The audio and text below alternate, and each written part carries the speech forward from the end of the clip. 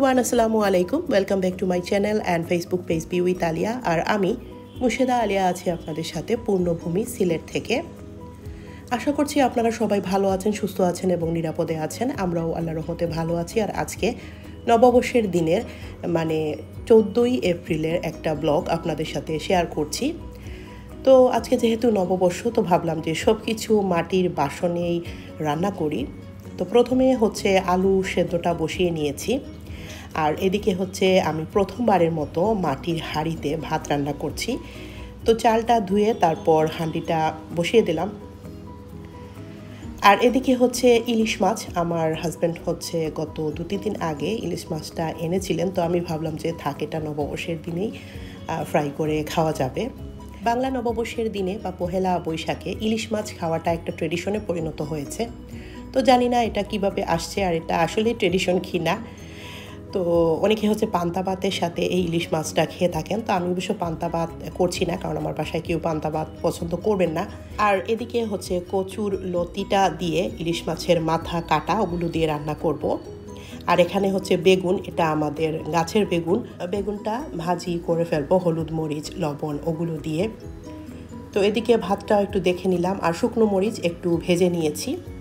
এগুলো হচ্ছে সরিষার তেলে আমি ভেজে তুলে রাখবো আলু ভর্তাটার জন্য। তো যাই হোক, এইদিকে আমি হচ্ছে ইলিশ মাছের মধ্যে হলুদ মরিচ আর লবণ দিয়ে মেখে নিচ্ছি। অল্প একটু লেবুর রসও দিয়েছিলাম। তো সব কিছু দিয়ে এটাকে মেখে তারপর ইলিশ মাছটা আমি ফ্রাই করে নেব। তো যে সরিষার তেলে আমি হচ্ছে শুকনো মরিচটা ভেজেছিলাম, সেখানে আমি কিছু পেঁয়াজ বেরেস্তাও করে রেখে দিয়েছি। আর এখন হচ্ছে সেই তেলের মধ্যেই আমি ইলিশ মাছটা দিয়ে দিলাম। তো ইলিশ মাছটা ফ্রাই হতে থাকুক, এর মধ্যে আমি আমার মাটির কড়াইতে লতি রান্না করছি। তো এখানে সরিষার তেলের সাথে আমি হচ্ছে রসুন বাটা দিয়েছি, পেঁয়াজ বাটা দিয়েছি, আর এখন হচ্ছে লবণ দিয়ে দিলাম পরিমাণ মতো, আর মরিচের গুঁড়া হলুদের গুঁড়া দেব। বেশ, গুঁড়ো মশলার মধ্যে আমি এগুলোই লতির মধ্যে দিয়ে থাকি, বাকি আর কোনো কিছু আমি এখানে অ্যাড করব না। আর এখানে হচ্ছে চেপা শুটকি আমি 2-3টা কেচি দিয়ে কেটে নিয়েছি, তারপর হচ্ছে এখানে দিয়ে দিলাম। শুটকিটা দিয়ে নেড়ে চেড়ে এখন আমি ইলিশ মাছের মাথা আর কাঁটাটা দিয়ে দিয়েছি। তো এবারে আমি এর মধ্যে লতিগুলো দিয়ে দিচ্ছি। লতিটা কিন্তু হতে বেশি সময় লাগে না, ঝটপট হয়ে যায়। তো লতিটা দেওয়ার পরে আমি অল্প একটু পানিও এর মধ্যে দিয়ে দিলাম, যাতে পরবর্তীতে আমাকে আর ঝোলটা দিতে না হয়। তো এখন নেড়ে চেড়ে এটাকে আমি ঢেকে ঢেকে দেবো, আর কিছুক্ষণ পরপর এটা একটু নেড়ে চেড়ে দিব, কারণ মাটির কড়াইতে কিন্তু আমি ফার্স্ট টাইম রান্না করছি, জানি না এটা কীরকম হবে। আর এদিকে হচ্ছে ইলিশ মাছটাও ফ্রাই হয়ে গিয়েছে। বেশি স্টাইল করতে গিয়ে দেখুন, একটু স্টাইল করে ইলিশ মাছটা দিয়েছিলাম, একটু স্টার বানিয়ে, এখন একটার সাথে একটা লেগে গেছে। তো বেশ কষ্ট করে আমি আর আমার হাজব্যান্ড ইলিশ মাছটাকে উল্টে পাল্টে দিলাম। তো এদিকে হচ্ছে লতিটা আমি আবারও একটু নেড়ে চেড়ে দিচ্ছি। এটা থেকে আর একটু পানি বের হয়েছে, তো যতটুকু ঝোল রাখতে চাইছি ঠিক ততটুকু ঝোল রাখবো আমি। আর অনেকে হচ্ছে একদম শুকনো লতিটা খেয়ে থাকেন। তো এখানে হচ্ছে আমি 12 রকমের শাক রেডি করতে চেয়েছিলাম, কিন্তু 6 রকমের শাক হয়েছে। আমার শাশুড়ি হচ্ছে সবসময় 12 ধরনের শাক এই পহেলা বৈশাখ বা নববর্ষের দিনে রান্না করে থাকেন। আমার আম্মাও রান্না করতেন। তো কি আর করার, 12 ধরনের শাক তো আর এখন পাওয়া যাবে না, তো 6 ধরনের পেয়েছি, তো সেটাই রান্না করে নেব। আর এখানে হচ্ছে ডাল, ভাজি বা ডাল চচ্চড়ি যেটাই বলেন না কেন, সেটাই করে নিচ্ছি।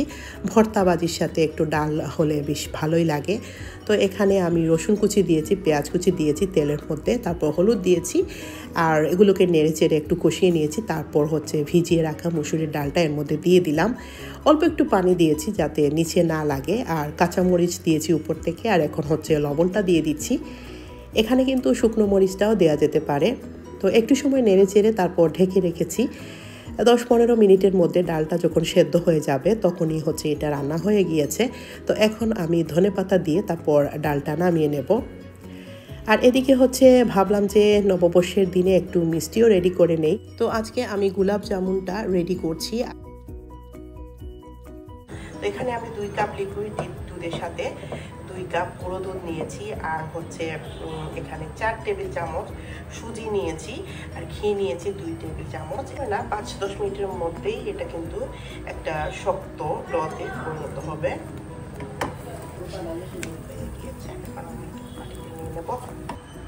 তো এখন আমি এই ডোটার ভিতরে হচ্ছে ময়দা দিব, মানে প্রায় হাফ কাপের মতো হবে,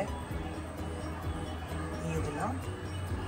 বেকিং পাউডারটা আমি এখানে 1 চা চামচ দিয়ে দিলাম। এই যে আমার মিষ্টি খুব করে বানানো শেষ, এখন আমি এগুলোকে ভেজে নেব। এখানে আমি ছোট করে কয়েকটা বানিয়েছি।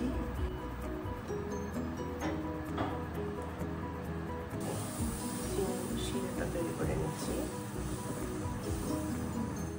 এবারে আমি গোলাপ জামুনটা হালকা আঁচে তেলের মধ্যে ভেজে নিচ্ছি, আর এটা কিন্তু হালকা করে নেড়ে দিতে হবে।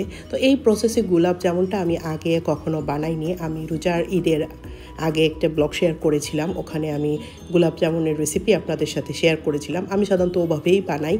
তো এবার হচ্ছে দেখলাম যে অনেকেই বানাচ্ছে, মানে সোশ্যাল সাইটগুলোতে বেশ মানে এইভাবে যে সুজি দিয়ে তারপর মানে হালুয়ার মতো করে গোলাপ জামুনটা করা হচ্ছিল। সবাই বলছে যে অনেক সফট হয়, তো ভাবলাম যে দেখি এভাবে করে কেমন হয়। তবে আমার কাছে এই প্রসেসটা খুবই কষ্টদায়ক মনে হয়েছে, মানে অনেক কষ্ট, অনেক হাসেল। সেই জন্য আমি ভাবছি যে এভাবে আসলে গোলাপ জামুনটা না করে আমি যেভাবে করি সেভাবে করাটাই আসলে ভালো হতো। তো যাই হোক, এভাবে করেও খারাপ হয়নি, ভালোই হয়েছে, যদিও একটু কষ্ট হয়েছে বেশি। তারপরও মিষ্টিটা মানে গোলাপ জামুনটা বেশ টেস্টি হয়েছে আর আসলে অনেক সফট হয়েছিল। তো আপনারা চাইলে এভাবে ট্রাই করতে পারেন। তো আমি হচ্ছে এখন নেড়ে চেড়ে গোলাপ জামুনটাকে একটু মানে ভেজে নিচ্ছিলাম আর কি, যতটুকু মানে যে কালারটা আমার পছন্দ, একটু গোল্ডেন কালার করে ভেজে নিচ্ছি। তো আপনারা এই মিষ্টিটা ট্রাই করতে পারেন। অনেকেই কিন্তু অনেক চ্যানেলে, ইউটিউব চ্যানেলে বা ফেসবুকে দেখা যাচ্ছে এই রেসিপিটা শেয়ার করছেন। তো আপনারা বাসায় ট্রাই করতে পারেন। কার কাছে কেমন লাগবে আসলে জানি না, তবে আমার কাছে এটা বেশ কষ্টদায়কই মনে হয়েছে। তো যাই হোক, কথা বলতে বলতে মিষ্টিগুলো ভাজা হয়ে গিয়েছে। এখন আমি এগুলোকে চিনির শিরাতে দিয়ে দিচ্ছি, আর চিনির শিরাতে দিয়ে এটা 5 মিনিট প্রথমে জাল করব, তারপর হচ্ছে আরও উল্টে পাল্টে দেবো, আর তারপর হচ্ছে আরও 5 মিনিট এটাকে ঢেকে রেখে দেবো। তাহলেই হচ্ছে গোলাপ জামুনটা রেডি হয়ে যাবে। এই যে মালাই চপটাও রেডি করে ফেলেছি। মালাই চপের রেসিপিটা আর আপনাদের সাথে শেয়ার করলাম না, এটা আমার চ্যানেলে আছে। রোজার ঈদের আগে আমি এটা শেয়ার করেছিলাম, তো সেটা আপনারা দেখে আসতে পারেন। তো রান্নাবাড়া শেষ করে শাওয়ার নিলাম, তারপর নামাজ পড়ে সাইনকে আনতে স্কুলে গিয়েছি। ওকে সকালে স্কুলে দিয়ে আসছি, স্কুলে প্রোগ্রাম ছিল, তো ওকে সকালে নাস্তা খাইয়ে তারপর স্কুলে দিয়ে আসছিলাম। এখন হচ্ছে ওকে আনতে যাচ্ছি, আর স্কুলে কি প্রোগ্রাম হচ্ছে একটু দেখে আসবো ভেবেছিলাম, কিন্তু দুঃখের বিষয় হচ্ছে আমি যাওয়ার আগেই স্কুলের প্রোগ্রাম শেষ হয়ে গিয়েছে। তবে মেলার আয়োজন করেছিলেন ওনারা, তো মেলাটা এখনও আছে, তো সেটা একটু দেখে তারপর বাসায় চলে আসবো। তো স্কুলের সামনে অনেক সুন্দর একটা গেট ওনারা অ্যারেঞ্জ করেছেন।